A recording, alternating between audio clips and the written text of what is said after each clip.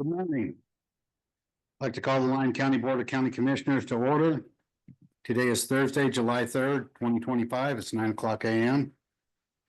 To avoid meeting disruptions, please place cell phones and beepers in the silent mode or turn them off during the meeting. The board reserves the right to take items in a different order to accomplish business in the most efficient manner. Items may be combined for consideration, and items may be pulled or removed from the agenda at any time. Action will be taken on all items unless otherwise noted. No action will be taken upon any item until it is properly agendized. Restrictions on comments by the general public. Any such restrictions must be reasonable and may restrict the time, place, and manner of the comments, but may not restrict comments based upon viewpoint. Board of County Commissioners convening as other boards. Members of the Board of County Commissioners also serve as the Liquor Board, Central Lyon Vector Control District Board, Mason Valley Mosquito Abatement District Board, Walker River Weed Control District Board, Willow Creek General Improvement District Board, the Silver Springs General Improvement District Board, and during this meeting may convene as any of those boards as indicated on this or a separately posted agenda. Note, this meeting may break between 11:30 and 1:30 for lunch. All commissioners are in chambers except for Commissioner Jacobson, who is on Zoom. Invocation will be given by William Corley of the Church of Jesus Christ of the Latter-day Saints. The Pledge of Allegiance will be led by Commissioner Hockaday. Please stand and stay standing.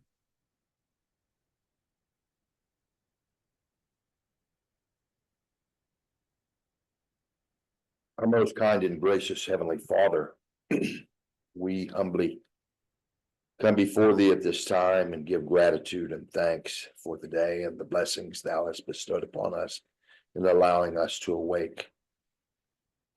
Father, we're grateful, and help us to show the proper gratitude and respect for this, the Independence 4th of July weekend, that we might reflect upon the sacrifices that were made so many years ago to establish the United States of America. We're also indeed grateful, Father, for the blessings that we receive in these latter days as a free people. And we are indeed grateful for those that have provided us that freedom through the sacrifices of their lives and their loved ones. We ask special blessings tonight and today to be upon those members of our citizenry that serve in the capacities of the United States military in all the branches that they serve. We ask for Thy blessings to be upon the first responders, whether they be for law enforcement or protection and care. Father, we're grateful for this opportunity that we have to come before Thee. Now we ask that Thy blessings be upon and Thy Spirit to lead and guide this meeting. We ask that Thou would impress upon the minds of these county commissioner meeting and this county commissioner individuals to remember that they're here to serve the community, and we are appreciative of their service. We truly, truly are. We love Thee, Father. We're grateful for the continued guidance and direction that Thou bless us with by and through the power of the Holy Ghost. We're grateful for the Savior Jesus Christ and ask for these blessings and all other blessings that we as a community stand in need, in the sacred name of Jesus Christ. Amen. Allegiance to the flag of the United States of America, and to the republic for which it stands, one nation, under God, indivisible, and liberty and justice for all.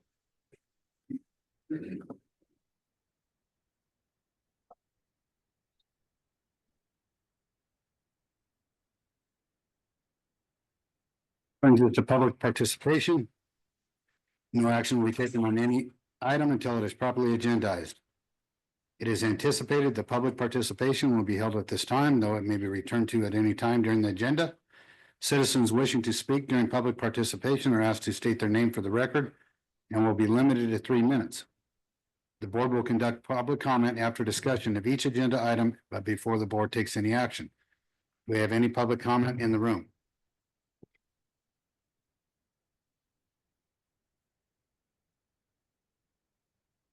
Good morning, Chair Keller, Commissioners, and County staff.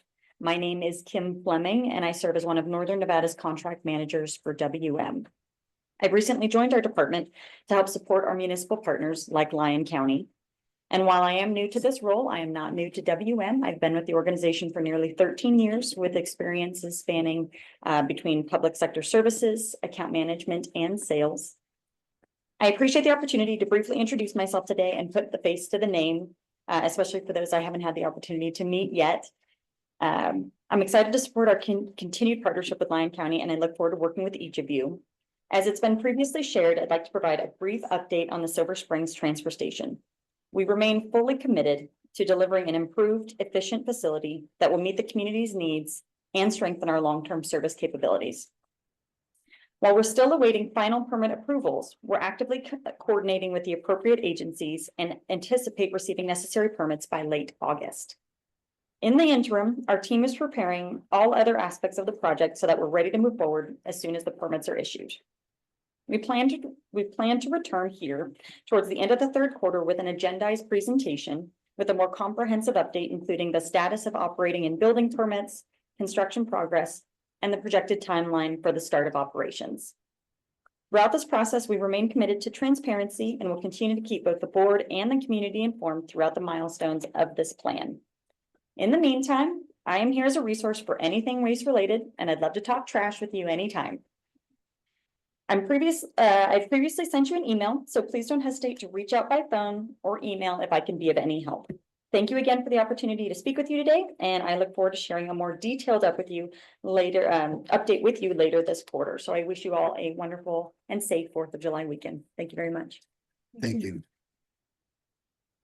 And for those who didn't catch WM's waste management, is there any other public comment in the room?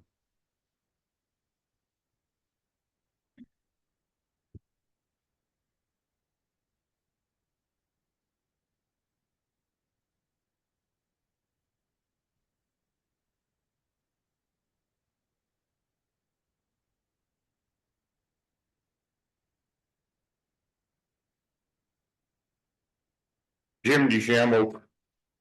I request that this board hold public hearings in Smith Valley and Mason Valley on these proposed pending and approved solar projects so that the people know what's going on. They know exactly where they are, how many acres they are, what the impact is going to be, so that they can read the environmental impact statements of these solar fields. The temperatures of the panels can reach 200 degrees. They will create their own microclimates. And no birds will survive in that area. The animals underneath there will be gone. Everything will be gone. It's going to devastate this county. And I also request that this board hold public hearings on the ordinance that you have proposed, or whether you passed it or proposed it or amended it or working on it, on controlling on these solar projects so that the public has impact on it, that they can know what's going on. Nobody knows what's going on in this county. And most people are against it. But they don't have time. The people that are working don't have time to take time off and come to the meetings during the daytime. Thank you. Thank you. Any more public comment in the room? Any public comment online? Seeing none? Move on to number 5 for possible action, review and adoption of the agenda.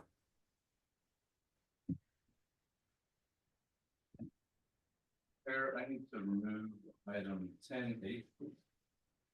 Oops, my mic wasn't on. Need to pull item 10H from the agenda. Any other requests or comments from the board? Any public comment? Seeing none, I'll entertain a motion. Move to approve the agenda as posted, removing item 10H. Second. I have a motion by Commissioner Hendricks, seconded by Commissioner Casanelli. Those in favor say aye. Aye. Motion passes 5-0. Brings us to Commissioners, County Managers Report. I'll go ahead and go to you, Rob. All right, thank you, Chair. Real quick, just first I apologize for not being there today. Attended Fernley, a meeting with the city of Fernley. Thought that went very well.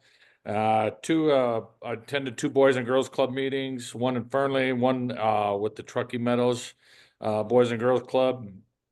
And with the 4th of July and the tragedy up in Coeur d'Alene, I just want to give a shout out to all of our first responders for all they do to keep our citizens safe. That's all I have, Chair. Thank you. Mr. Hockaday. I attended the Fernley Senior Center dedication. Chairman Keller ran that for the Fernley dedication. Did a good job up there.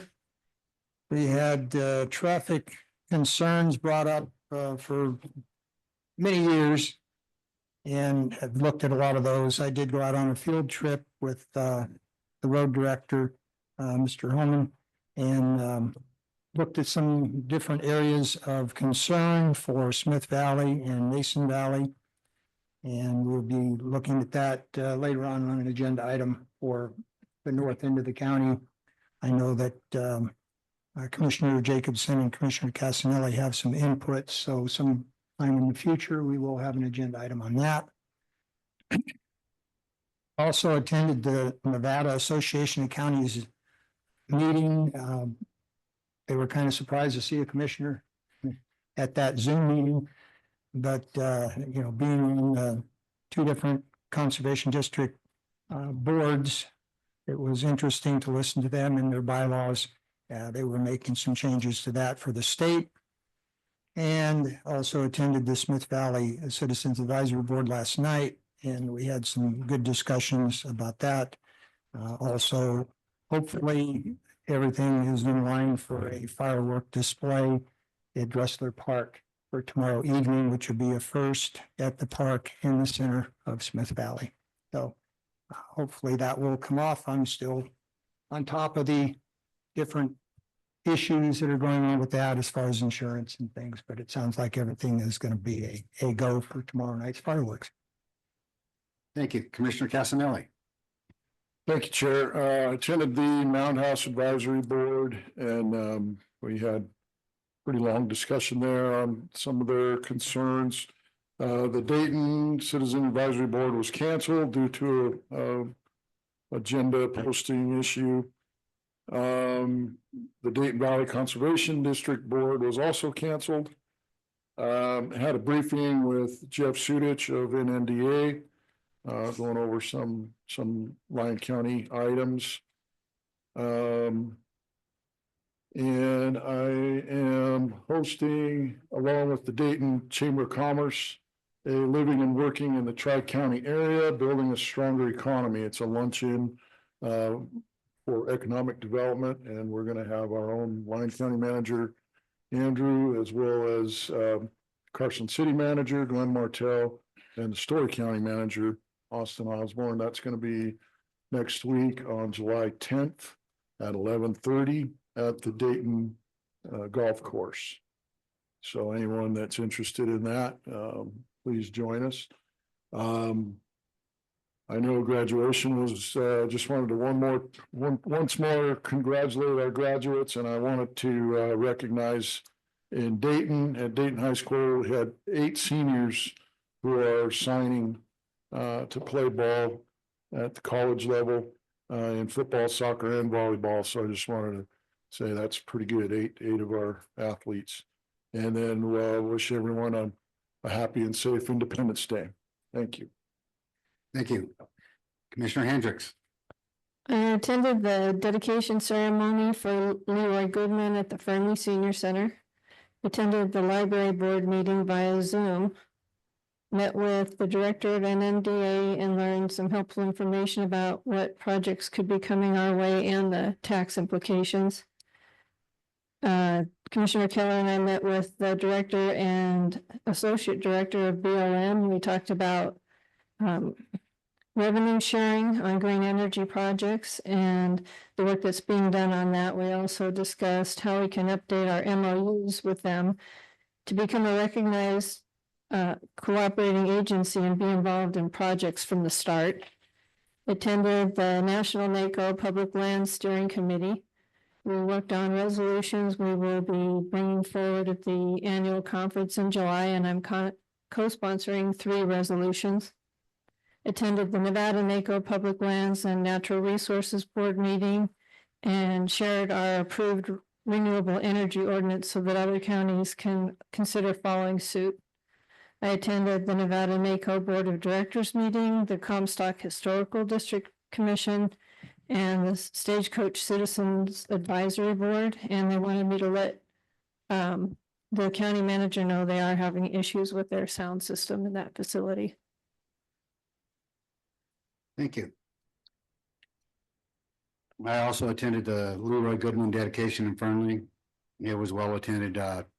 Congressman Mark Amaday was there, along with my fellow commissioners Hendricks and Hockaday, as well as Mayor McIntyre. The county manager Haskin and Doug Helmstead were also present. Attended the Fernley City Council. As stated, I met with the Bureau of Land Management Director, John Raby. He's back in Nevada for good. He also gave me the contact for his replacement in Washington. Met with the NMDA Director Jeff Sudich too. That was already brought up. Nevada NACO Association of Counties Public Lands and Natural Resource Committee. We kind of got an update on the board, approved the executive director to explore consultant options with Resource Concepts, Inc. So we're going to go with a substitute for the unfilled public lands and natural resources manager position. And we work with RCI already, so it shouldn't be a problem. Updated the board of the recent Supreme Court decision in 7-county infrastructure coalition versus Eagle County, which will narrow the scope of the environmental reviews required under the NEPA Act.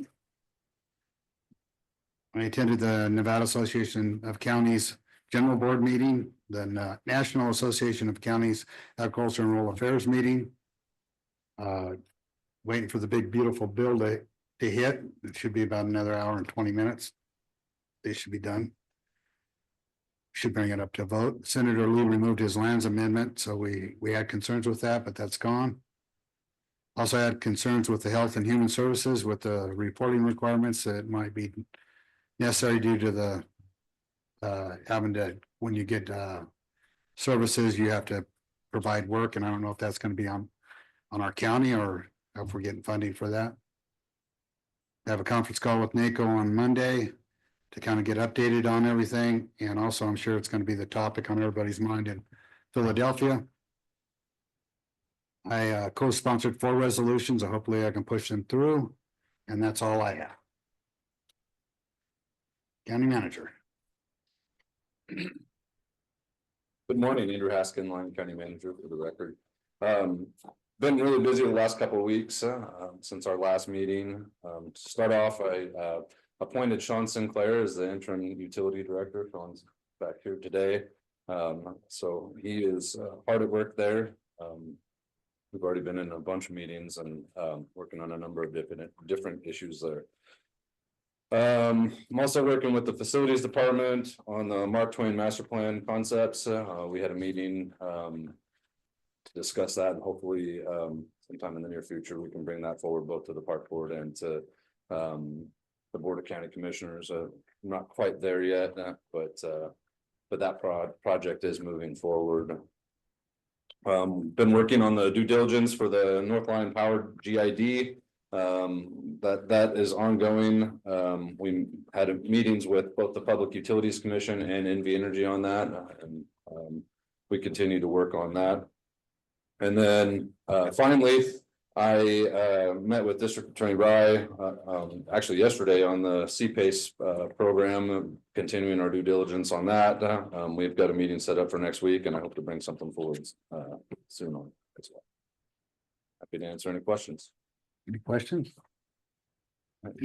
One other thing, I just want to wish everyone a happy Fourth. Thank you. And welcome, Sean. Okay, we'll go to elected officials reports.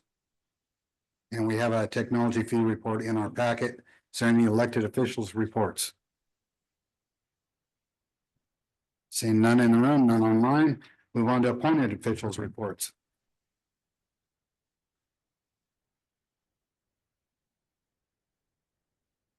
We have Deanne online. Go ahead, Deanne.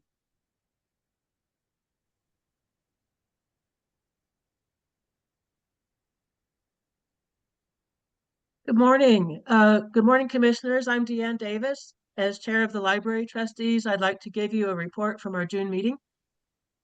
A second library patron has requested a book in our collection be reconsidered.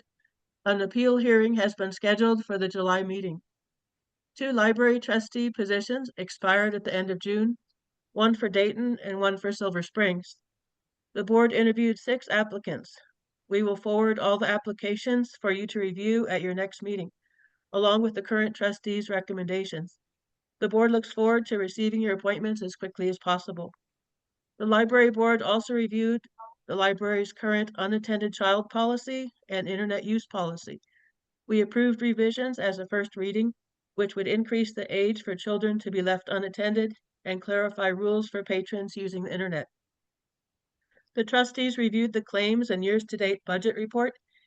As of June, the library has spent $952,045 of the $1,022,224 revised budget, which is around 93%. So I'm happy to report we expect the library is on track to stay within the allotted budget for the fiscal year. Statistics for the month of May show the library is well utilized. Traffic from all 5 libraries in May totaled over 23,000 visits. Circulation, including books and ebooks, shows nearly 23,000 items checked out. 105 new patrons obtained library cards. Upcoming events: all 5 libraries have started their summer reading programs. July 11th will be the annual gold panning event at Buckland Station. The next library trustee meeting is scheduled for July 22nd at 9:30 a.m. at the Yerington Library. Thank you, and I wish you all a happy Independence Day. Thank you.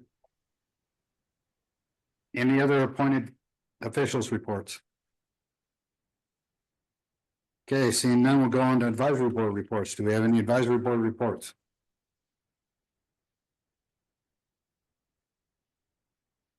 Okay, seeing none, we'll go on to the consent agenda. All matters listed under the consent agenda are considered routine and may be acted upon by the Board of County Commissioners with one action and without an extensive hearing. Any member of the board or any citizen may request that an item be taken from the consent agenda, discussed and acted upon separately during this meeting. Does anyone want to pull an item? And H was pulled, wasn't it? It was removed from the Removed, agenda. yep. Does anyone from the public want an item moved and discussed?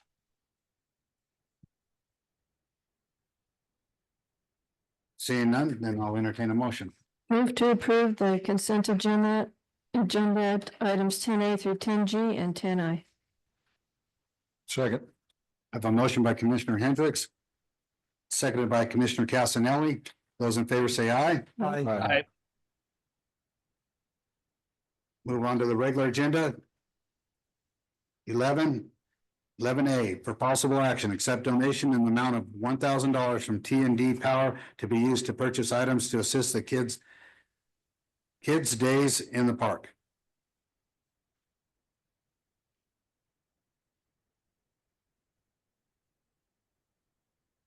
Someone presenting this or just?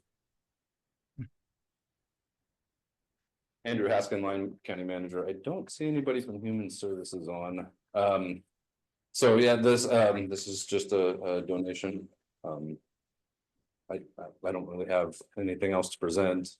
Happy to attempt to answer any questions you have. Do we have any questions? Seeing none, do we have any public comment? Seeing none, I'll entertain a motion. I'll go ahead and move to accept the donation in the amount of $1,000 from T&D Power to be used to purchase items to assist the kids' days in the park. And thank you for their donation. Do I have a second? Second. A motion by Commissioner Hockaday, seconded by Commissioner Hendricks. Those in favor say aye. Aye.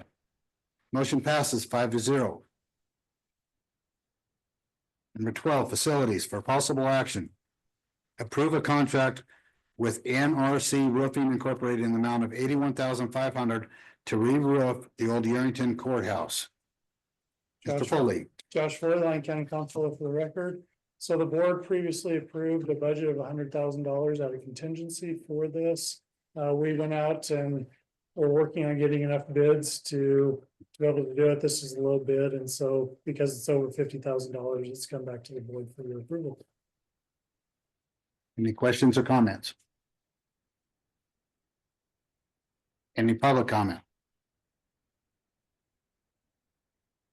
Seeing none, I'll entertain a motion. Mr. Chair, I'll move to approve the contract with NRC Roofing, Inc. in the amount of $81,500 to re-roof the old Yerington Courthouse. Second. I have a motion by Commissioner Castanelli, seconded by Commissioner Hockaday. Those in favor say aye. Aye. Motion passes 5-0. Brings us to the community development.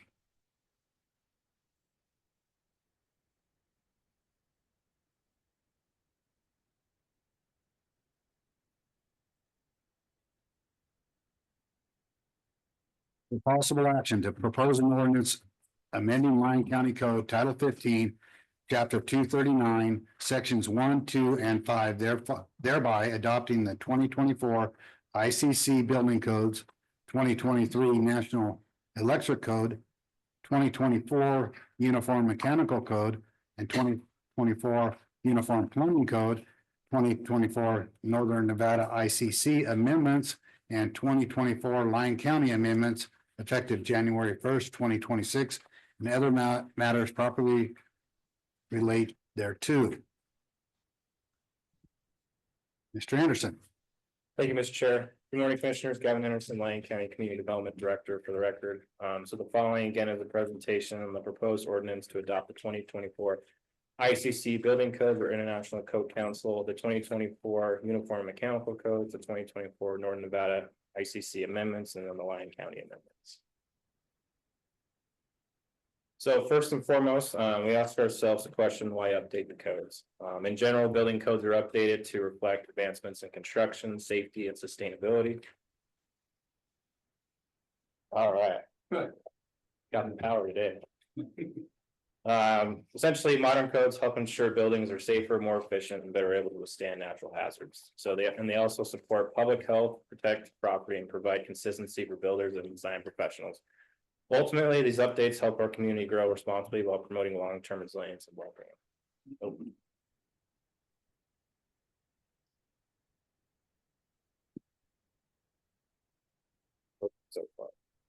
So while we're here today for the adoption of the 2024 building codes, it's important to note and to clarify several key regulatory documents that remain unchanged and to clearly represent what the building code adoption is not.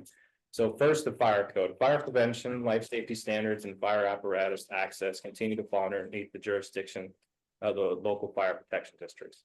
This update does not affect any of those standards. Second, the Public Works Design Manual. So this governs infrastructure standards for water, sewer, storm drains, and roadways. None of these are impacted by the 2024 codes. And finally, Title 15 of the Lyon County Code.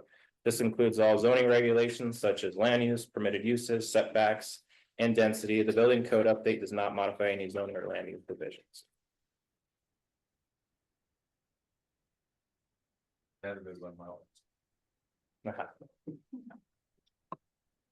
All right, so next I just wanted to just depict the codes that are within the proposed ordinance and would change if the board seeks adoption. You have the 2024 international codes as well as the 2023 National Electric Code, 2024 Uniform Mechanical and Plumbing Codes, the 2024 Northern Nevada Amendments, and then the Lyon County Amendments. Again, just wanted to touch on the purpose of the building codes. So building codes again serves the foundation for safety, healthy and resilient communities. They establish minimum standards to protect life, health, property, and public welfare by regulating how buildings are designed, constructed, and maintained. Adopted codes allows Lyon County to adjust all these critical aspects of construction, from structural integrity to electrical, mechanical, and plumbing systems, as well as energy efficiency and sustainability. While we are currently operating underneath the 2018 code cycle with local amendments, this proposed update will ensure we remain aligned with national best practices and modern construction technologies. Again just wanted to touch on the international codes themselves, as well as the uniform building codes, and where these codes come from. So the predominant model codes adopted across the United States are published by the International Code Council, the ICC, and the International Association of Plumbing and Mechanical Officials, IAPMO. These model codes are updated on a 3-year cycle to incorporate new technologies, best practices, and real-world lessons, especially from disasters and system failures. Here in Lyon County, we've historically followed a 6-year adoption cycle. This approach helps us stay reasonably current while balancing local capacity for training, staffing, and enforcement. To give some context and background on the Northern Nevada amendments, Northern Nevada building officials have collaborated to create uniform building codes across jurisdictions since 2006. This coordination helps builders, designers, inspectors work more efficiently and consistency throughout the region. Our 2024 amendment cycle continues this commitment, focusing on protecting live property and enhancing community resilience. Northern Nevada chapter of the International Code Council led the development of these amendments, tailoring the 2024 international and uniform codes to address regional concerns like seismic design, snow loads, wind speeds, fire resistance, and the unique rural-urban interface. This effort included over 80 public and private stakeholders and involved 9 local jurisdictions to maintain depth and consistency in oversight steering committee and 8 technical committees covering structural, fire, energy, mechanical, electrical, plumbing, and accessibility codes guided that process. This is just the map of the participating jurisdictions. You can see pretty much everyone in kind of the northwestern section of the Nevada, as well as the city of Elko. What is City of Fernley on?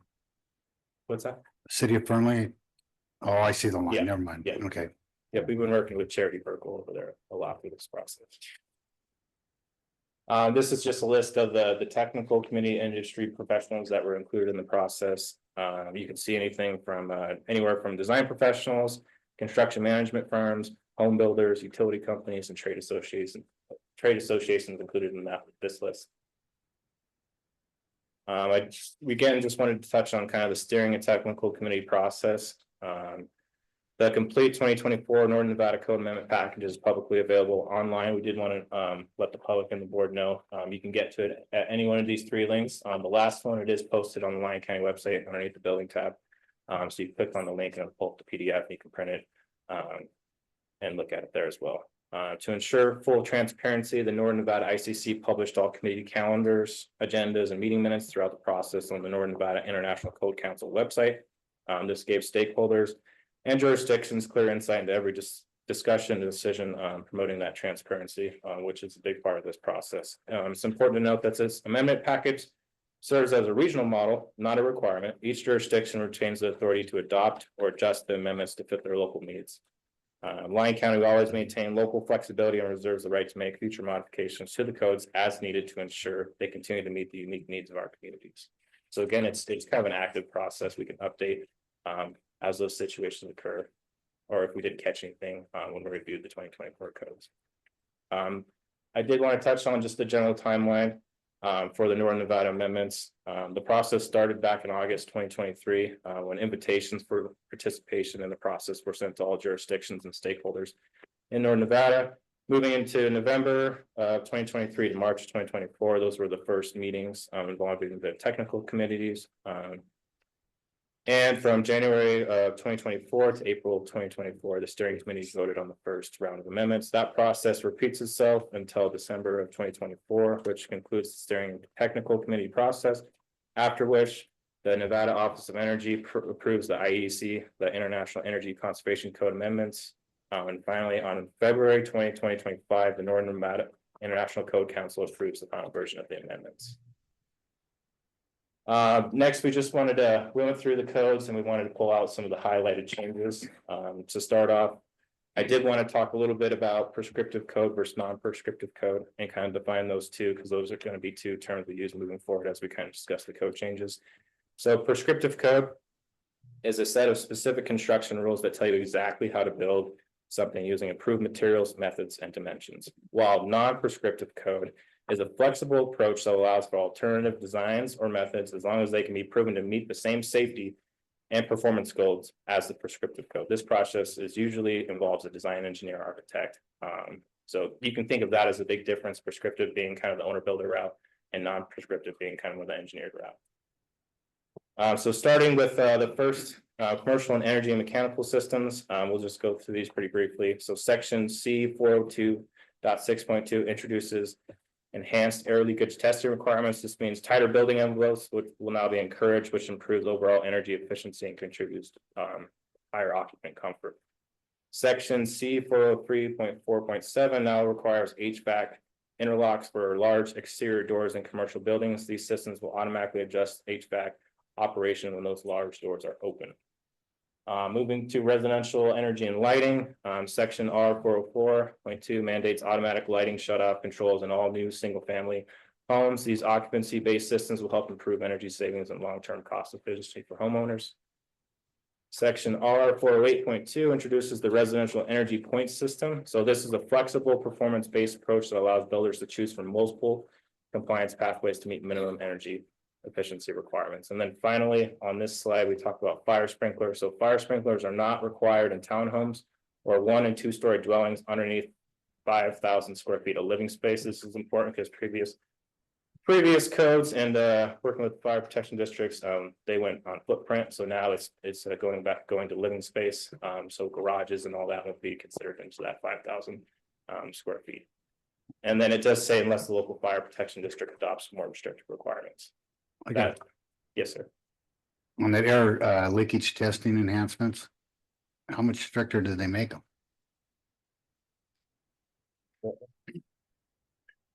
Ray Brown, plans examiner and acting building official. So it's really just what they mean to clarify for air leakage test enhancements to give different means to actually meet the minimum. You still have to have no more than 5 air exchanges per hour. So the overall goal, the end result didn't change. They actually give you different ways to meet that goal. Previously, there was literally just one way to meet it, and that the stricter requirements actually don't mean that you have a strict requirement for the amount of air leakage, but strict requirements on how to meet that requirement. Does that make sense? Like, Well, I'm just looking at it. Why would you make it stricter for commercial? I mean, so commercial is going to open the door and leakage is there, right? So on smaller businesses, this isn't really gonna be effective. It's more like bigger businesses. So you have to get basically a breezeway, not a breezeway, but an entryway. That's basically has sill doors on the other side, so the public will come in. And then you'll have sill doors that have to walk past that. That's actually gonna be your energy field, not the actual first set of doors that you actually run through. So that's kind of touched up with the minimum restrictions or requirements for making it tighter restrictions. Thank you.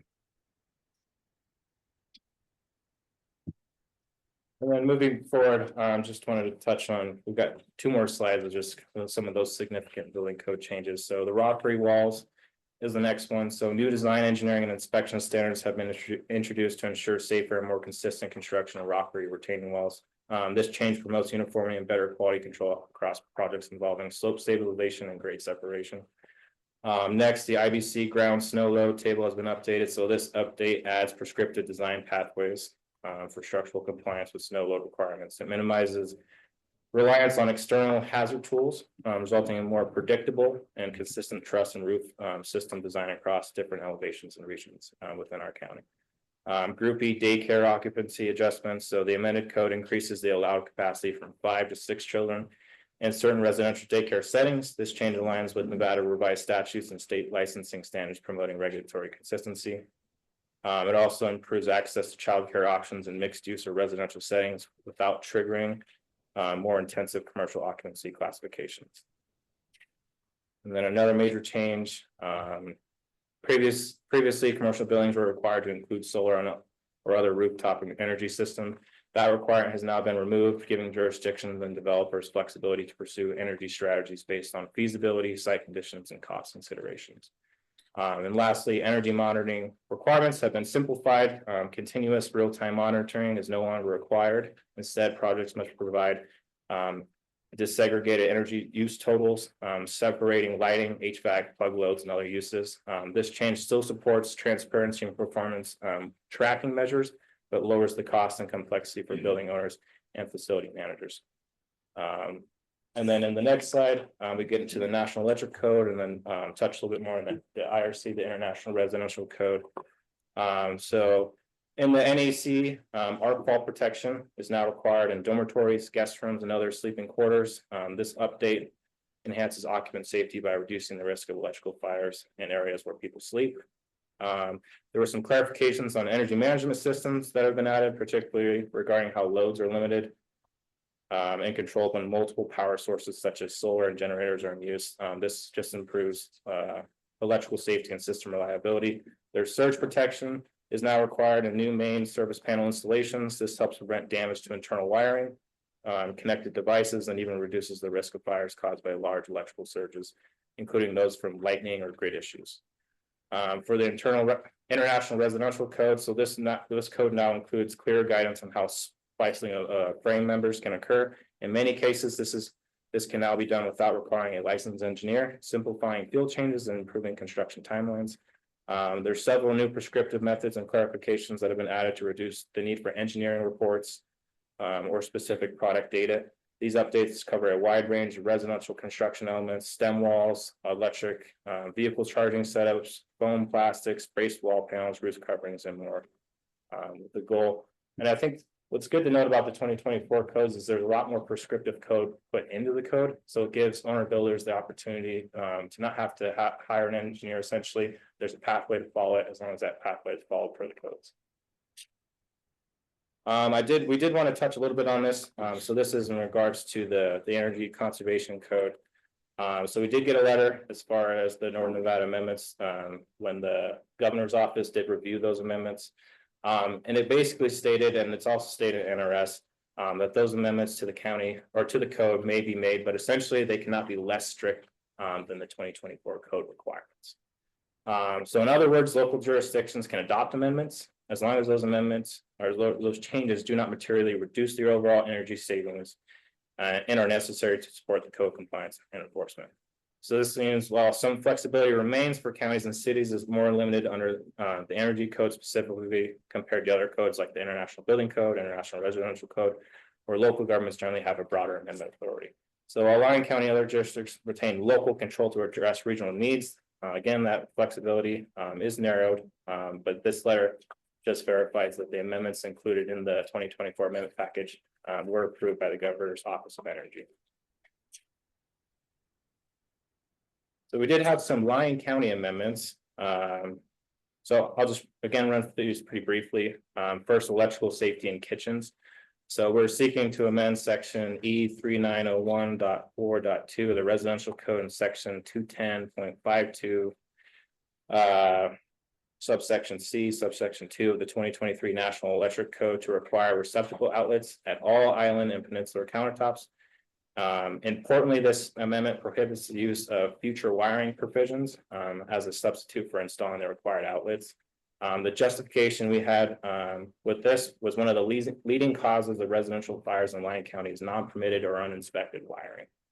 The amendment is intended to prevent improper installations down the line and to reduce the use of unsafe extension cords in kitchen areas. It supports both occupant safety and code compliance. Is there any questions on that? Yeah. Yes, sir. I kind of walked that through.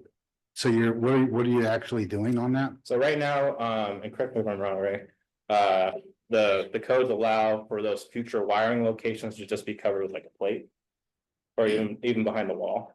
Oh, it's for, Basically, the current way it's written is, they could basically put a junction box underneath the cabinetry inside of an island or peninsula, and then just leave it there, and that can be for future use. What we'd like to do is remove that, because, so it actually requires them to put the receptacle in. So one, it's inspected so we can verify it was done properly and safely. And two, in case the owner is unaware of it, they want something on their counter on top, they don't want an extension cord, which is actually a really big fire hazard and safety issue.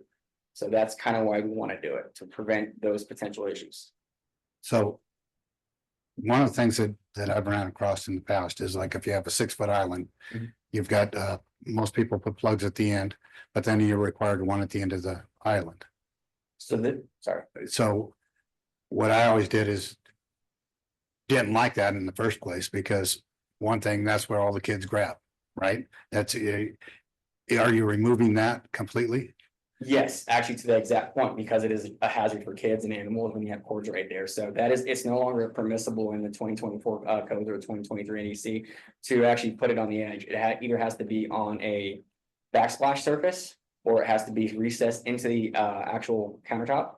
Or you, the current way the code is written, it gives you options, put a junction box at the bottom for a future use. We want to take away that option for the future use, so no one comes in behind us and wires it either incorrectly or unsafely, or they put it through the side where you actually no longer allowed to do it. And it's specifically so people don't put like a device up there for cooking oil or whatever and plugging it in, and now hey, you have a hazard as kids are running by, or someone snags it, grabs it, knocks whatever is hot off the floor. So that's the intent of why we're changing it. I'd like to see the option of not putting one at all at that end. So the code doesn't state that you can't have it on the edge. It cannot literally be on the side, period. It has to be on the top or on the backsplash currently. But there is nothing currently in the code stating that you can't have one, or at least pre-wired. What I'm saying is, under the requirements right now, you have to have one. Yes. And what I'd like to see is that removed, that you don't have to have one at all on the end, you don't have to cut one into the countertop, because that just gets filled full of everything possible. It's not a good scenario. If you have it at the end wall, then that cord is up on the countertop if you're using it. And usually then people don't do stuff with it. But you put a power supply there, you're gonna end up with people trying to use it. So I like the option not to have it at all. That is definitely something we can look into. And when I was part of the 2023 adoption process, or the adoption process for 2023 in the National Electrical Code, that actual topic did come up. And we actually had statistical data showing that if we don't have one there, because they did models, that people were more likely to run an extension cord from their actual countertops, and that caused even more issues. So that's why we kind of went away from there, but it's something we could look into. But that was the reason why we specifically chose not to completely remove it. So what I've done in the past is put one in the floor, right at the end of the cabinet, and put the screws to it, and passed inspection, no one ever uses it. So to me, it's not a good idea to have one on the end. Okay, noted, thank you. Thank you. Hey, well, I'm at it. How does that surge protector on the main panel, where you're stacking surge protectors, how's that working? So it's actually relatively new to the code, and it's there in design so no surges get to pass the panel and into the house and damage circuitry, or potentially devices plugged in the circuitry, or even cause a fire. As far as it's working, it's not very common currently in Northern Nevada, so Northern Nevada doesn't have a lot of actual representation of it, because it wasn't actually introduced for the 2021 code cycle, and no one really adopted the 2021 code cycle. So I don't really have a better answer than that. I know the intent of it, but we don't have a lot of it in use in Northern Nevada yet. Well, I know you don't stack any surge protectors one after another. So And you're basically doing that with the GFIs in the house and that main panel. So it's actually a different type of protection. So it doesn't actually come into play for ground fault or arc fault. The way that the actual breakers or receptacles actually protect. So it's actually has a higher rating. So a GFI will trip a lot faster, and arc fault will trip a lot faster. The surge protector is for massive amounts that are actually going to damage the panel. So, which would, if it was a large enough amount of surge that actually went through the bus into the panel, that would actually cause a surge arrestor to go off, would literally destroy the breakers for a arc fault or a ground fault breaker. or receptacle. So it's really for the larger loads that protect the panel and everything down the line, so all the branch circuits. So every time we get a brownout and stuff like that, it's gonna flip our breaker outside on Main. It shouldn't, but I cannot guarantee that. It's not supposed to. It's supposed to be, so when you turn off the power, it actually shouldn't have a big surge. A surge is when there's a massive amount of electricity going to the actual point of service. So a lightning storm is like a very good common one to actually, that would protect against stuff like that. So a brownout really shouldn't, because it doesn't really create a surge at your house. So it should not affect it. However, I can't guarantee that. My power went out twice yesterday, so. It's not supposed to interfere for stuff like that when you're shutting off the power, because it's not a big enough surge. Thank you.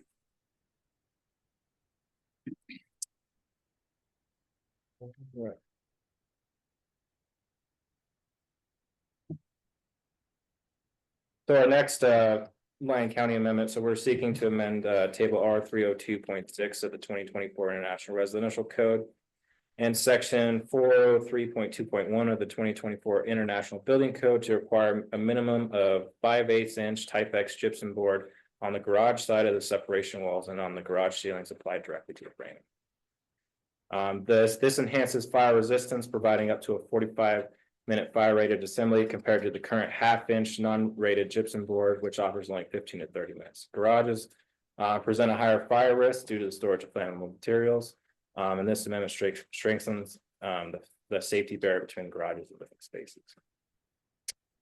Third is the seismic design considerations. So we're proposing an amendment to table R 301.2 of the Northern Nevada amendments to maintain Lyon County seismic category, design category at a D2 rather than a D1. So this change reflects updated seismic risk data and ensures that new construction meets the appropriate structural requirements for our region. Category D2 accounts for greater potential ground shaking, and aligning with this designation helps protect both life and property.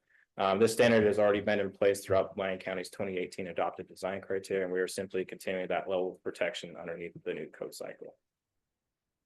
I got a quick question on that. Yes, sir. On the 5/8 wall board for the firewall in the garage. We're talking about on the ceiling, on the lid. Is that just one section out from where the garage attaches to the wall, or are you talking the entire garage? The entire lid, yeah. The entire lid. So we did a little bit of number crunching. It's about an $800 to $1,200 increase just in the material. The labor is the same. So just to get that higher fire rating, we thought it would be a good idea just from a safety perspective. Well, you can carry it up through the truss still and then not put it in the ceiling. That technically is allowed in the IRC, so. So you can just carry it up to, and the labor is harder. 5/8 is heavier. Yeah.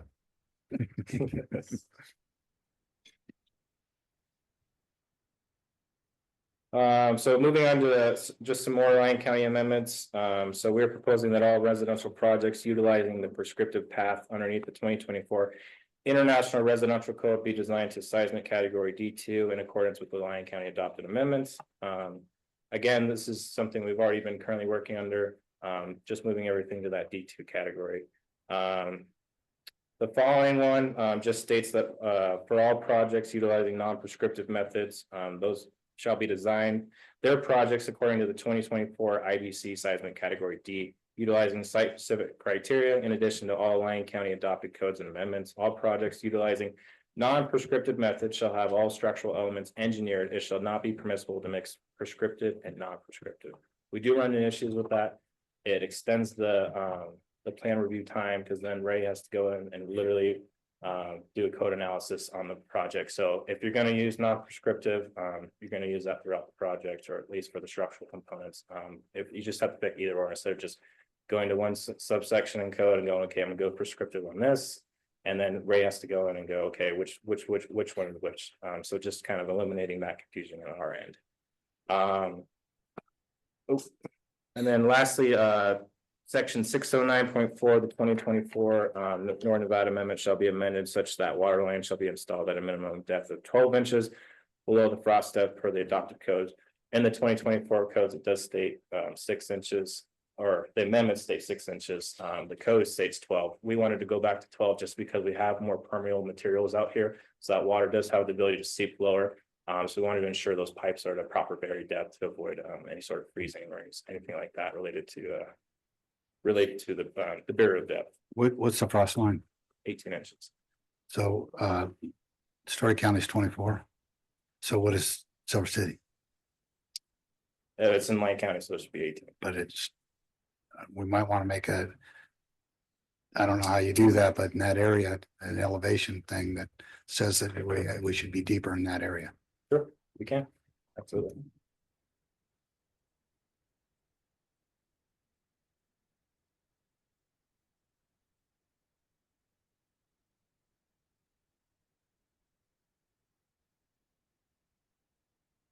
And then, public outreach, so we did mail some notices, kind of similar to what we've seen in the past to all the trade associations and all this, the Chamber of Commerce in Lyon County. Those notices were mailed on June 2nd. There is an incorrect date in the backup, so we did correct that date. There is in the backup material, it's on the table outside, and I believe it provided the board. So we had allowed 15 business days, so essentially 3 weeks. To provide comments, data, arguments, or considerations. That's from the stakeholder group. So if hit the Chamber of Commerce, they pushed it out to the public. But anybody had a chance to send us a comment. We wanted to make sure that everyone had a voice in the process.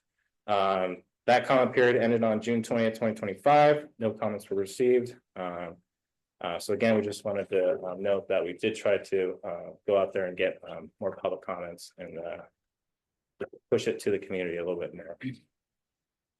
Next, we'll go into the fiscal impact. So this slide summarizes the projected cost impacts associated with the 2024 IA codes and the National Electric Code based on multiple independent evaluations. The first data set is from the 2021 and 2024 evaluation of the cost impact of prescriptive code changes conducted by the Center for Advanced Construction Modeling and Affiliates.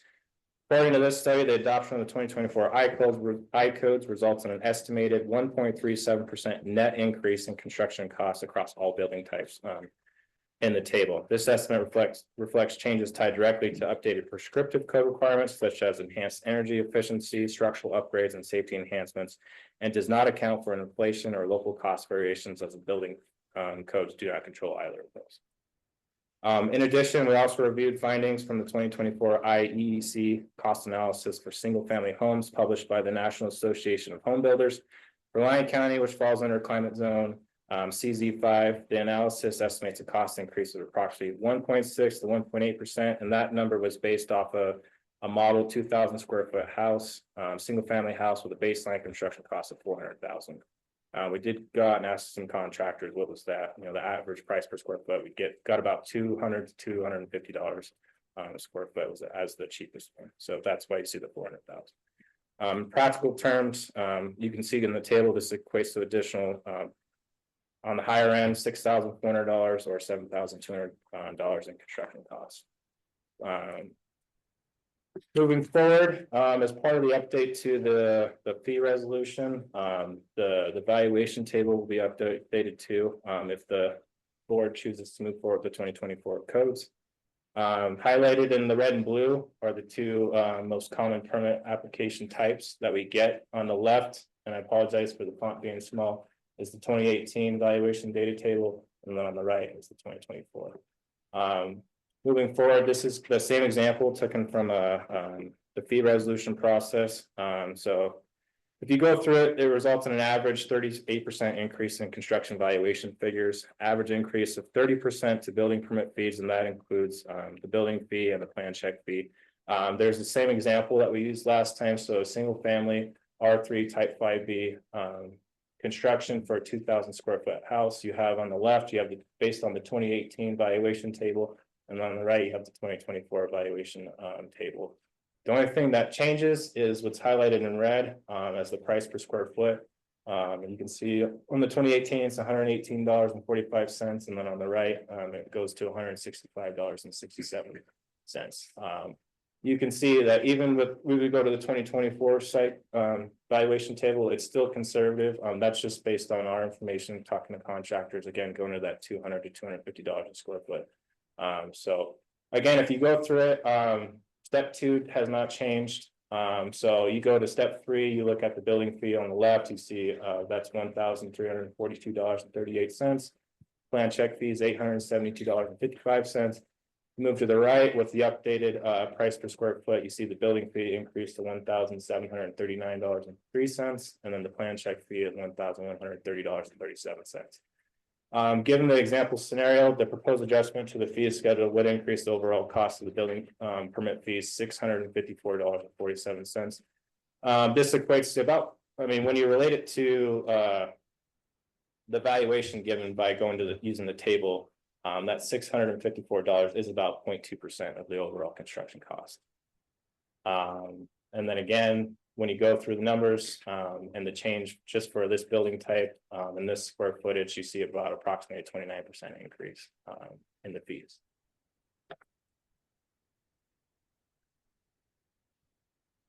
Next, we wanted to touch on the implementation plan. So this is, pending the board's decision today and moving forward. So July 3rd today. So this is obviously the first hearing of the code adoption. If it's proposed today, we'd hear it again on August 7th, 2025. Moving forward to the 27th or August 27th. You see the difference between the 7th and the 27th. That's just that notification period for NRS that if the ordinance is approved, it has to be noticed for two weeks, and then it becomes adopted essentially. And then from August 27th to December 31st, 2025, that would be the grace period. So within that period, we would accept 2018 plans, we'd accept 2024 plans, and that's just giving contractors, owner builders the ability to either work towards the 2024 codes, we'd accept the 2018 codes. So if they're working with us, have an application in with us, we'd accept those underneath the 2018 codes. And that's just to give them ample amount of time to adjust. And then January 1st, 2026, this would be termed the effective date. And then from that date on, we'd only accept plans underneath 2024 codes.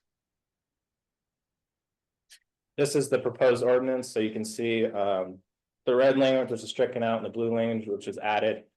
This is just adjusting the years for the 2024 code cycle. Moving forward, we did modify subsection I underneath 23901. So now it says where differences or code discrepancies occur between the provisions of the published codes or between the published codes and the titled Lyon County codes, more stringent shall apply. So we do run into some unique scenarios where there's conflicting information in the code books. Right now, there's not a good provision in code for us to go to and go which one holds more weight in that situation. So right now, this language would just allow us to go, this is the more strict code. This is what we're going to apply for your project. And then we can tell the owner builder or the applicant that this is the reason why. And then J was added just to put in the effective date language. That way, again, for the public, for the contractors, everyone, we can go back and say, this is when the codes were adopted. This is when they became effective. These are the Lyon County amendments. We already went over those in our staff's justifications. So those will be A through F and 23902. And then again, 23905, we're updating the year to the Northern Nevada amendments and then correcting the date they were published as February 20, 2025. This is our recommended motion, and then Ray and I are able to answer any and all questions related to codes. Go ahead. Commissioner. I have a couple questions about the ordinance itself. On page 1, line 11, national is actually misspelled. So that should be corrected. And then on the last page, it's supposed to be implemented in 2026, but on the last page of the resolution, it says it'll be in full force and effect after its passage, approval, and publication is required by law. And at the end, it says the same thing in the year 2025, and I just want to make sure all the dates are correct. Thank you.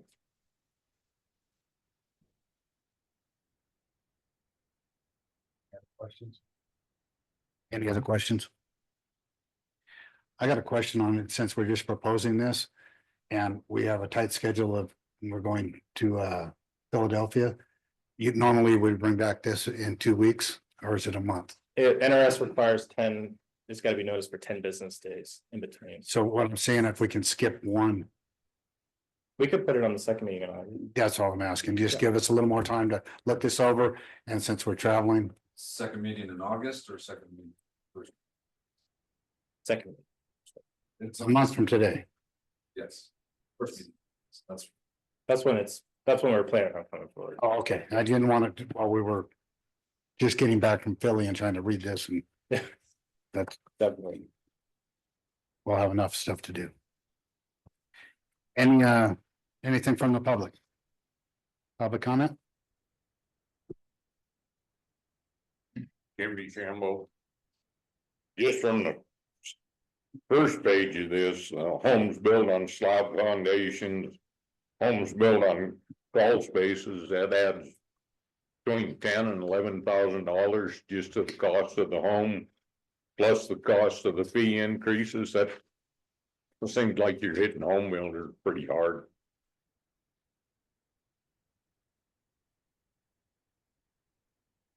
Do we have any other public comment in the room? Online?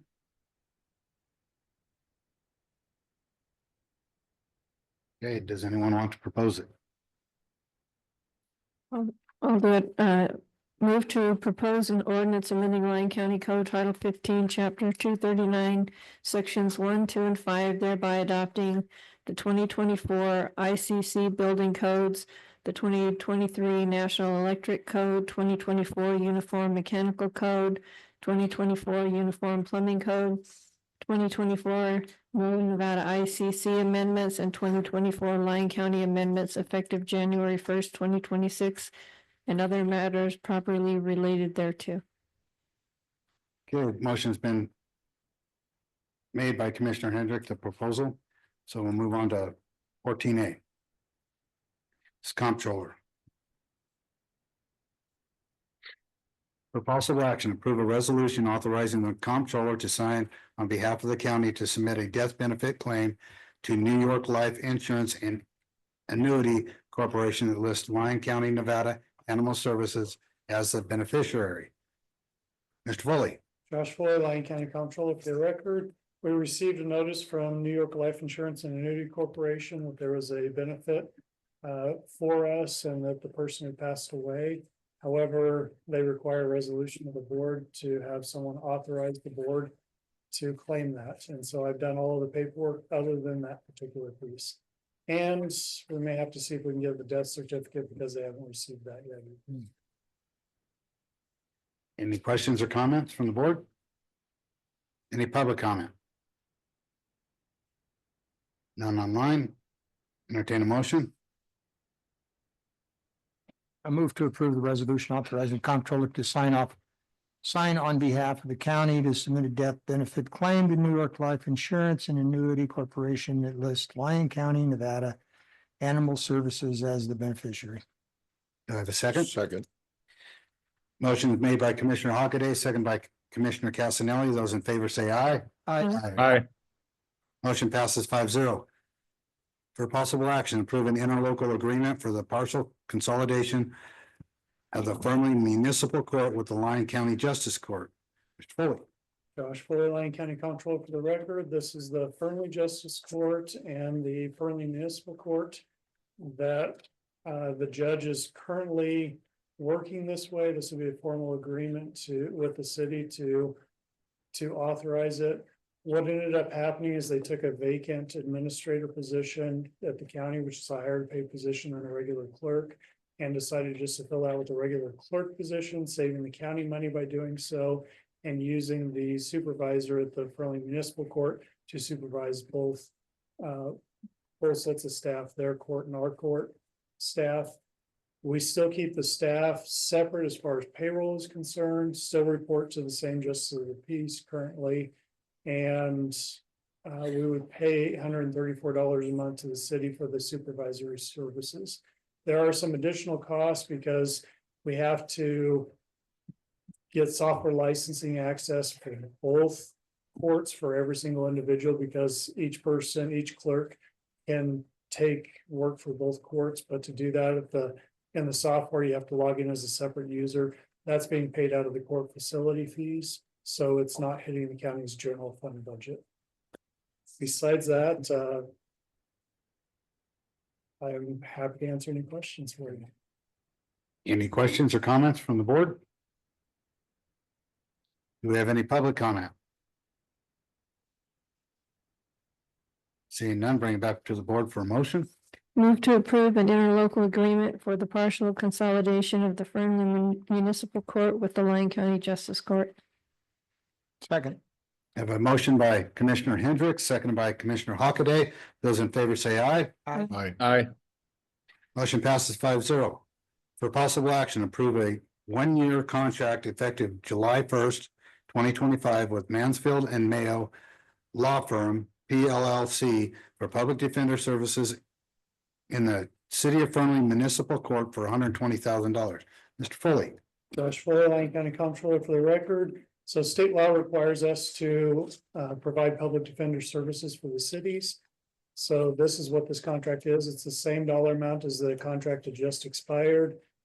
And the city is required under state law to reimburse us for this cost. So it's a pass-through cost for the county, but we are required to do all of this by state law. Any questions or comments from the board? Any public comment? Seeing none, I'll bring it back to the board for a motion. I'll move to approve a one-year contract effective July 1st, 2025 with Mansfield and Mayo Law Firm, PLLC, for public defender services in the City of Fernley Municipal Court for $120,000. Second. We have a motion by Commissioner Hockaday, seconded by Commissioner Casanelli. Those in favor say aye. Aye. Motion passes 5-0. For possible action, approve a one-year contract effective July 1st, 2025 with Walther Law Firm, PLLC, for public defender services in the City of Yerington Municipal Court for $24,000. Mr. Foley. Josh Fuller, Lyon County Comptroller for the record. Very similar to the last item, public defender services for the City of Yerington Municipal Court. No change from what the previous contract amount was, and this will be reimbursed by the City of Yerington to the county. Do you have any questions, comments from the board? Any public comment? Seeing none, bring it back to the board for motion. Move to approve a one-year contract effective July 1st. 2025 with Walther Law Firm, PLLC, for public defender services in the City of Yerington Municipal Court for $24,000. Second. Second. We have a motion by Commissioner Hendricks, second by Commissioner Hockaday. Those in favor say aye. Aye. Aye. Motion passes 5-0. 14E for possible action, approve the purchase and installation of a phone system and associated licensing and support agreement with PAC States with a one-time charge of $111,542.14 and a monthly support charge of $1,340.50. Josh Fuller, Lyon County Comptroller for the record. This was built into the budget for the current fiscal year. The budget amount is $140,000, so it's well within the budget. The monthly support cost is fairly similar to what we currently pay for our existing system, but our existing system is end of life and it's time to move to a new system. Any questions or comments from the board? Chair Keller. Go ahead, Commissioner. Yeah, just, this is always stuck in my craw, but just the $1,340.50 a month. What do we exactly get for that? I know I read the packet, but I just got to hear it from you. Sure. Josh Fuller, Lyon County Comptroller for the record. So what we receive for that is software support services. So when most of it's used up when we do upgrades to the system on a periodic basis, quarterly or annually, they come in and provide those services. If we have any issues with the servers themselves, any issues which come up on a regular basis, unfortunately, they come in, troubleshoot them, and provide support services for those type of things. All right, I just find it hard to believe phone systems. All right, I'm good with it. Okay, do we have any public comment? Bring it back to the board for motion. Move to approve the purchase and installation of a phone system and associated licensing and support agreement with PAC States with a one-time charge of $111,542.14 and a monthly support charge of $1,340.50. Do I have a second? Second. We have a motion by Commissioner Hendricks, second by Commissioner Hockaday. Those in favor say aye. Aye. Motion passes 5-0. For possible action, approve a service order with Charter Communications for internet and data services for 5 years in a monthly amount of $1,732 and authorize the IT director to sign. Mr. Foley. Josh Fuller, Lyon County Comptroller for the record. This is renewing our existing service. They're our primary internet provider. We also have a secondary that's through a different company, but this particular contract would increase our data connection from 200 megabits per second to 500 megabits per second. It's also a decrease in our monthly cost of a little over $289 a month. And I'm here to answer any questions you may have on this. Do we have any questions or comments from the board? Seeing none, we'll go to public comment. Seeing none, we'll bring it back to the board for a motion. I move to approve a service order with Charter Communications for internet and data services for 5 years in a monthly amount of $1,732 and authorize the IT director to sign. You have a second? Second. We have a motion by Commissioner Casanelli, second by Commissioner Hendricks. Those in favor say aye. Aye. Okay, well, I tried to hang out, but I'm gonna have to take a brief recess, so we'll be back at 10:25.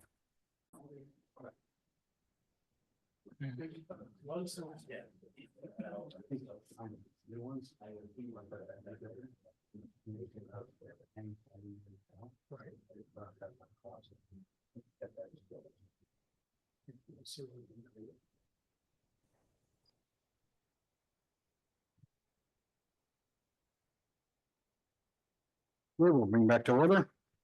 It's 10:25. County manager for possible action, review and approve a reimbursement agreement with the NV Reno Industrial LLC, North Lyon LLC, Ramsey LLC, and Lyon County for reimbursement of reasonable costs associated with outside legal and engineering review for the evaluation and possible initiation and formation of the North Lyon County Power District. Mr. Haskin. Andrew Haskin, Lyon County Manager. Yeah, so this is a reimbursement agreement between us and the developer of Northern Nevada, or developers of Northern Nevada Industrial Center. As we started getting into exploring the idea of the GID, we realized that it's a pretty complicated process, and so we ended up hiring an outside attorney to help us through that, and working with the developer to make sure that the county gets reimbursed for those costs, as it is something that they have requested.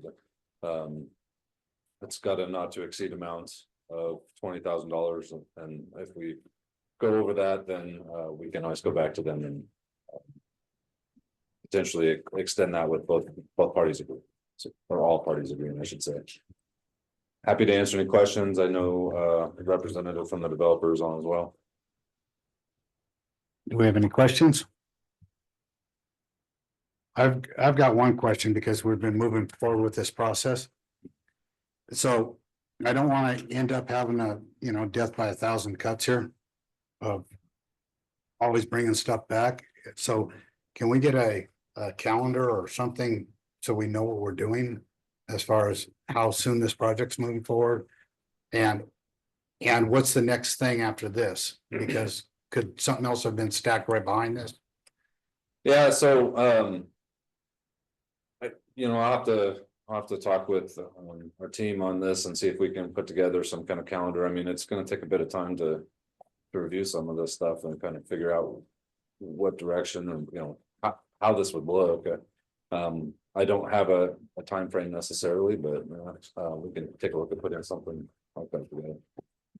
Well, I'm looking at, we're kind of under the gun as a county to to jump on certain things to get some of these projects into Lyon County. And I don't really want to see those projects going somewhere else. If we can speed up, or at least not, death by 1,000 cuts, and next 2 weeks, put another document, 2 weeks, another document. Sometimes we just have to have documents stacked in order. I think forming the GID still gives us a lot of leeway as far as after that of what actually gets built, because there isn't anything there. And so I just like to see that we're not giving up our time frame. Mhm. Understood. Yeah, I mean, as I previously said, it's a pretty complicated thing. Nobody has done a GID like this for power creation. Where they're doing a microgrid, so there's a lot to look into and be aware of. So, I do realize it's taking some time, but we are putting a lot of effort into it as well. Well, again, I'd like to see the calendar or whatever. Okay. And not add it to where, if I have to carry a document down the hall, I don't want to put an hour to carry a document or a day. Allow 2 weeks, don't pad it, just see if we can physically get this thing done. I get you, and a lot of it is too setting up meetings with outside agencies. I mentioned in my county manager report too that we had a meeting last week with the Public Utilities Commission and with NV Energy. That took a couple weeks to set both of those up. That wasn't on us. We reached out and just was their availability. So I mean, you and me both know that Yeah. sometimes it's hard to get those lined up, but also those are the same people that are gonna put the roadblocks up for you too. So, I wouldn't expect them to be in a hurry to have some of this stuff done. So we gotta think of Lyon County. Is there any other questions or comments from the board? Did the applicant want to say anything? He's fine. Go to public comment. Public comment? So is this the county getting reimbursed, or are we reimbursing them? As soon as you're done with public comment, I'll let the county manager respond.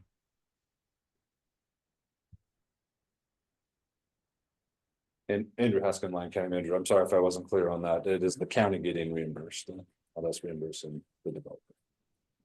It's their project and they're paying for it. Yep, correct.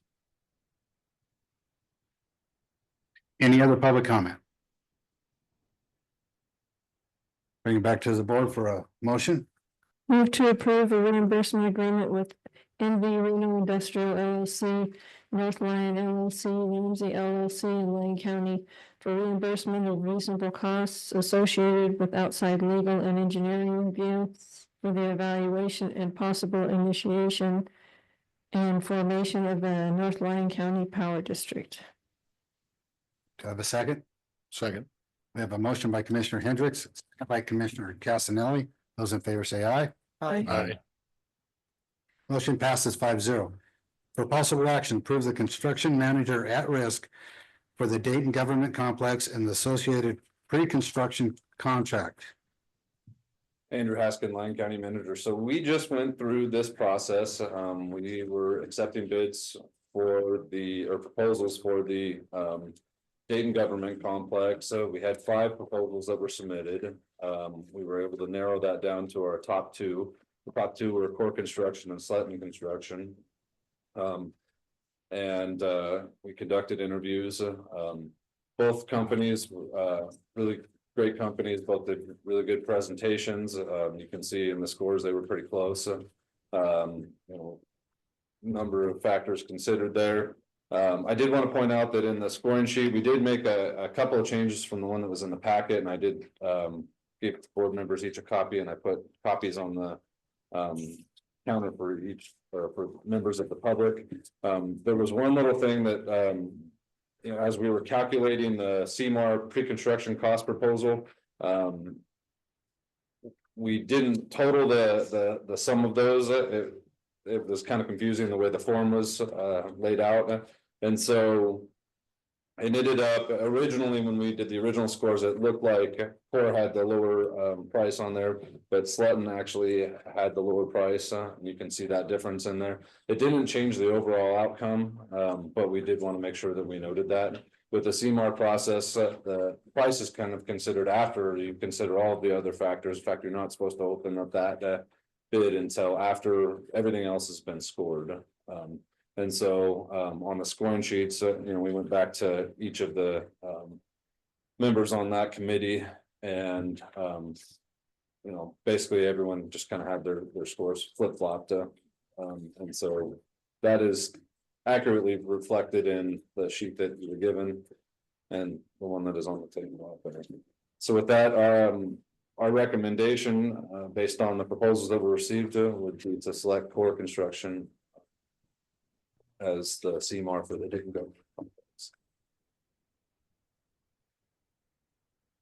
Do we have any questions or comments? I got one. Why is the cost of travel and per diem on one and not on the other? Oh, it's a good question, and I think Mr. Foley had a conversation about that. Josh Foley, Lyon County Council for the record. So Sletton submitted a cost for that. Core Construction decided not to charge the county for those costs. Okay, so guaranteed no change orders, that kind of thing comes with the contract. When we get to a guaranteed maximum price, there will be no change orders unless we request them. That's the way the process works. But we're still not to that point. We still have to do the bidding of the subs and have them do the review of the plans and see what cost savings they can provide for us there too. It's their job to make sure we don't have change orders, right? It is. It is. Any public comment?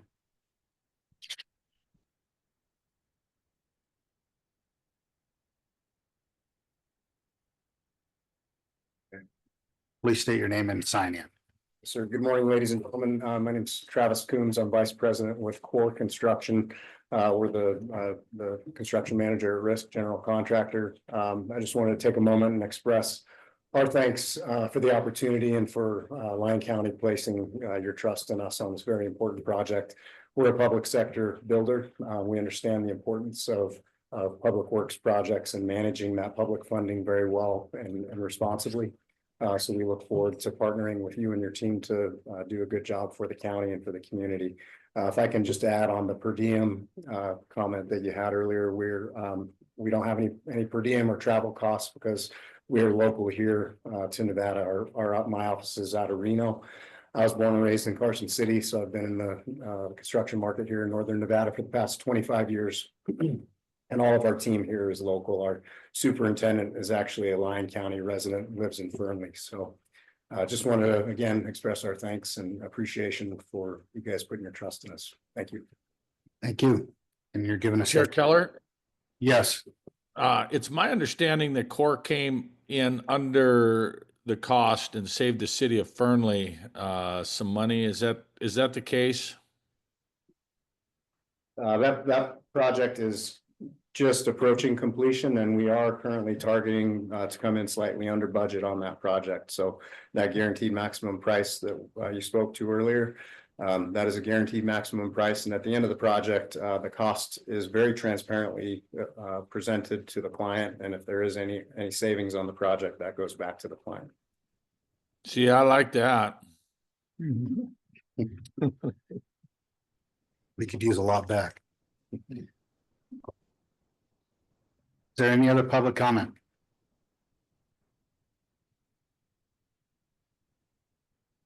No public comments, so I'll bring it back to the board for a motion.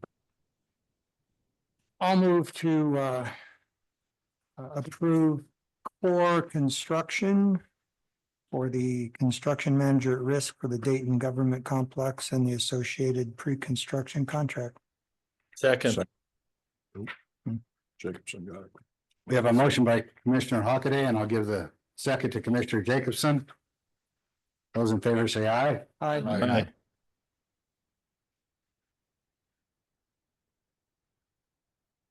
Okay, moving on to agenda request. Do we have any agenda request?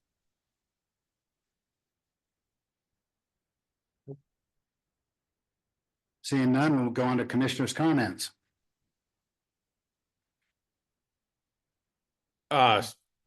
Chair Keller. Yes, go ahead, Commissioner Jacobson. I just wanna, I received I think we all received a very interesting, email from, Marianne, and I wasn't ready for an agenda request on that. But I think she brought up some very good points, regarding the depot in Dayton. And, I'm wondering if we shouldn't, look into some of those, recommendations, and possibly, do an agenda request, to have further discussion and maybe bring out, the Historical Society to speak on that, and then any, budget or grants that have been laid forward and what we may or may not be tied to. I can't say it's an agenda request. I just want maybe county staff, to look into that and see if there is something there to bring forward. So I think we're gonna have an agenda request down the road anyway because of the insurance, but did you want like a pre-meeting, or is that what you're looking at? No, I just, want staff to look at that email, and if they didn't get it, I can forward it. But I don't know, I don't really have an agenda request for that. I just want, that her comments were noted, and, she brought up some very good points. And if there's something there that the county feels we should bring forward, in a future meeting, that would be beneficial to me, because I have questions on some of that as well. I mean, Mr. Askin. Andrew Haskin, Lyon County Manager. So we will be bringing an item forward on this particular issue. There we have it. I didn't know. Sorry, and thank you, Mr. Haskin. I appreciate that. No worries. Commissioner Hendricks? I did also bring it to the attention of the Comstock Historical District in case they wanted to weigh in on the issue. Perfect. Still on agenda request, anything else? Or no, we're on commissioner comments. Commissioner comments? Mr. Hockaday. Yeah, my thanks to the firefighters for stopping the fire before it entered Smith Valley. Douglas County did a good job of fighting that, but also our emergency manager, okay, Taylor Allison was very instrumental in working with them and making sure that it didn't cross over the peak down into the west side of the Smith Valley. We had our road department director come out there. Also, we had the county manager out there. So, and of course, our fire chief was out there. Our firefighters were available and ready to go. Luckily, the wind kept blowing everything to the north and kept it on the other side of the west side of the peak. And then when the wind shifted the next day, it blew it back over the burn area itself. So we went directly north, and then the next day went directly south. So that helped in fighting the fire with nature. Plus, we had a little bit of rain. So everything worked in our favor, and we didn't have anything burn up, but there was 16,000 acres burned up between basically 395 and the peak coming into Smith Valley. So thank you, everybody, for your efforts. And I went out there and watched for a few hours, and it was pretty intense. I got some pretty neat pictures of the sun shining through extremely dark smoke clouds. But thanks again, and everybody have a great 4th of July. Hopefully the fireworks will be properly administered tomorrow evening, and we won't have any more fires anyway. So we'll be watching, the fire department will be watching that tomorrow evening also. But enjoy your 4th. Mr. Cassiano? Thank you, Chair. I just wanted to once again invite everyone to the Dayton Golf Course next week, July 10th, 11:30 for our economic development luncheon. Tickets online at the Dayton Chamber of Commerce site. You can RSVP at director@DaytonNVChamber.com. And just wish everyone a happy Independence Day. Thank you. Commissioner Jacobson, do you have anything else? No, sir. Okay, and I thought the fire didn't come into Lyon County because they wanted to pay for a permit. Yeah. So Douglas wouldn't pay it up, so we stopped. Okay, well, that moves on to public participation for the last time today. Do we have any public participation? Jimmy Shambo. And I'm once again requesting speed bumps on Osborne Lane in front of my house to slow the traffic down. And I'm also wondering what this board's stance is, position is on the overpopulation of feral horses in Lyon County. And I would like an answer to that. Do we have a position, or do we care, or do we not care? I would like an answer. Thank you. Thank you. Any more public participation? Seeing none, we do not have a closed session, and it's 10:44 and we're adjourned.